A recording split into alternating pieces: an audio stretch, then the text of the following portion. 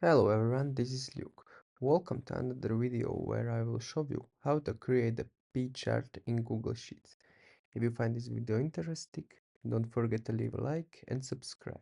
And let's get started. First, open Google Sheets. I have already prepared a simple table with values. So select the value you want, click Insert and choose Charts. And that's basically it.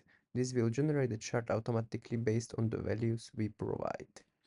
We can choose from different chart styles such as donut chart or 3D chart. You can also customize the charts to your liking. Change the chart style, maximize it, set specific fonts and text sizes, and select colors for different values in the charts. You can rename the X and Y axis according to your needs, customize them, rename the legends value, and change the font type and size. There are plenty of options to explore. And that's all. Thank you for watching. See you next time.